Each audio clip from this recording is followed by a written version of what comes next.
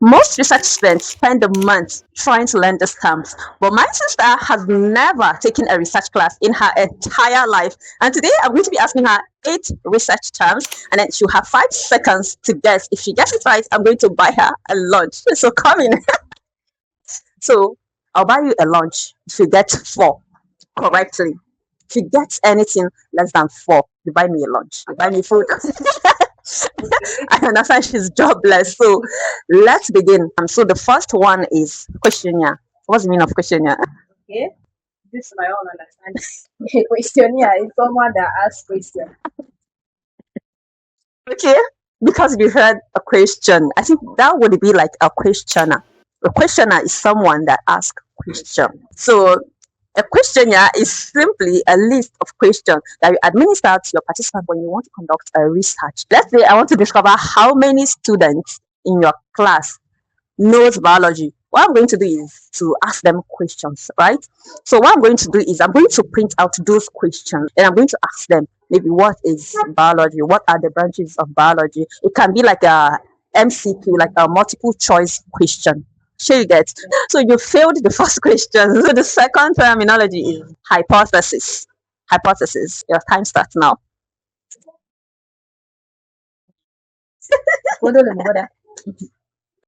So basically, a hypothesis is an educated prediction.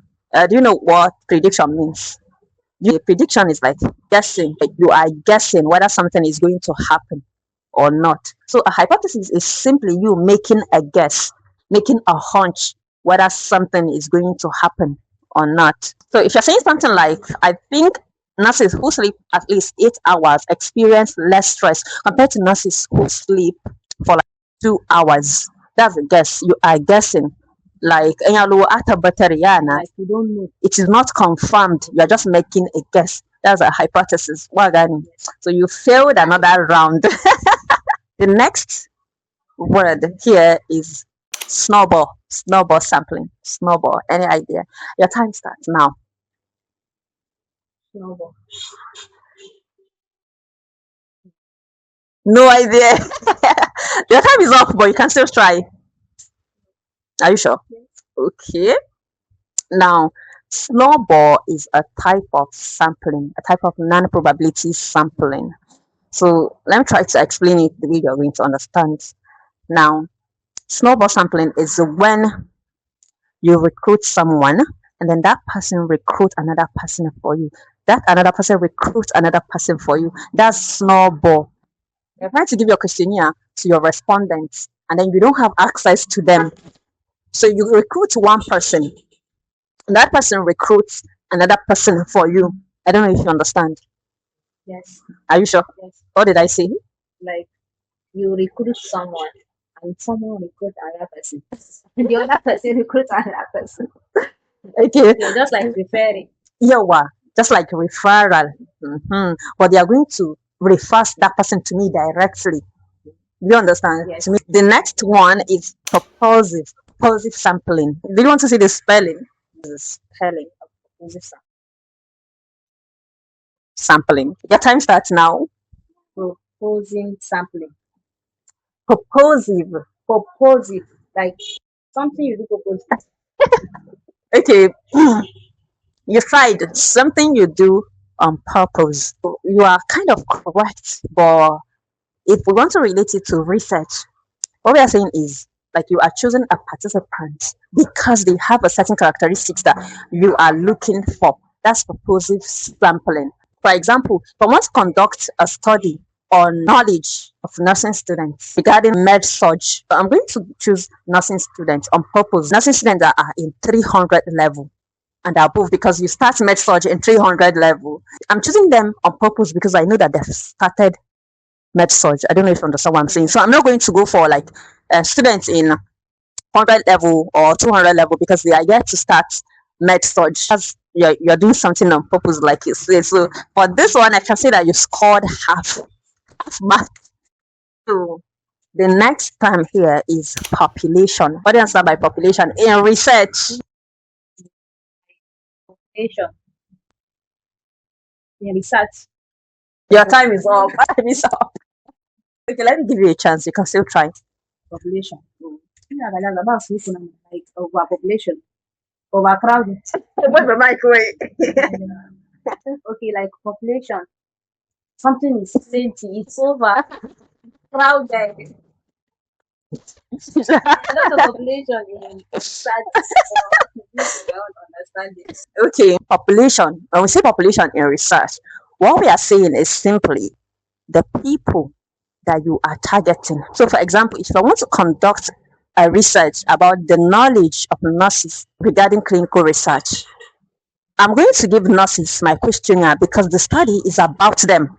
So, nurses will be my population. And if I'm conducting a study that has to do with under 5 malnutrition, so I'm going to target children that are under the age of 5. Those will be my population. I don't know if you understand. Wagani. Wagani am uwe bari. Magani.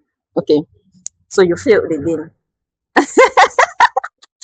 So the next one is validity. You have 5 seconds to answer exactly validity. Validity. Mm. Okay, to validate something. Okay. To validate to validate or to confirm something. I think. Okay. Your time is up. I didn't even realize. Okay. What I want to say is you are kind of correct, but not very, very correct. Now we can say that you have one. You've scored one out of everything. Plus this half and the other half, you've scored one. So validity in research. When we are talking about validity in research, we are specifically talking about your instrument, which is your questionnaire. So when you design your questionnaire, you need to validate it to know whether that questionnaire is measuring what you claim to measure, whether it's measuring what you intend to measure. That's validity. For example, if you're studying knowledge of nurses regarding clinical research, you want to ensure that those questions are measuring their knowledge. That's validity in research. Is that clear? Yes. Now let's go to the next terminology. The next one is reliability. Reliability. Mhm. Okay, it's like to rely on someone.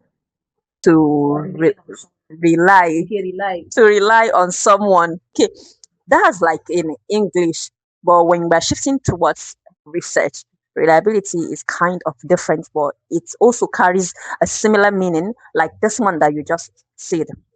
So, reliability in a research, you've designed your questionnaire, right? We've validated. Okay, the questionnaire is measuring knowledge, like we want to measure knowledge. Wagani.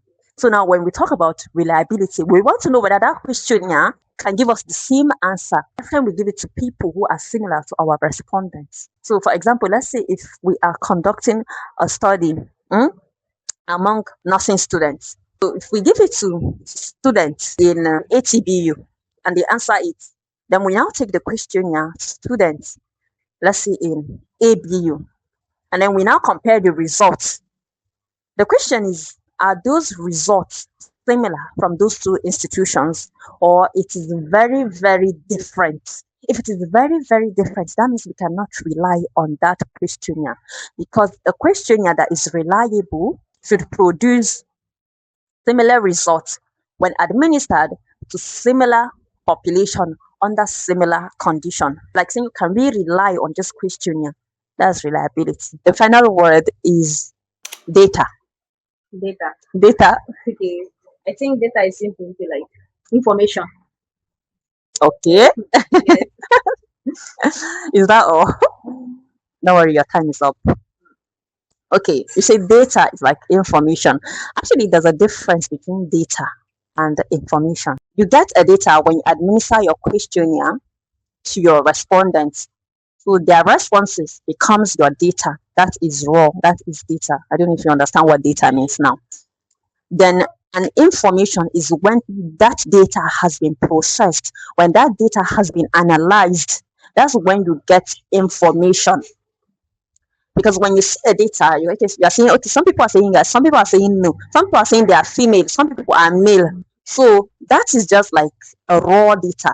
You can't see anything regarding that data. But after you've analyzed the data, you can now get information from that data. After you've done your analysis, you've done your tests, that's when you get information. Now, do you understand what data is and what information is? Yes.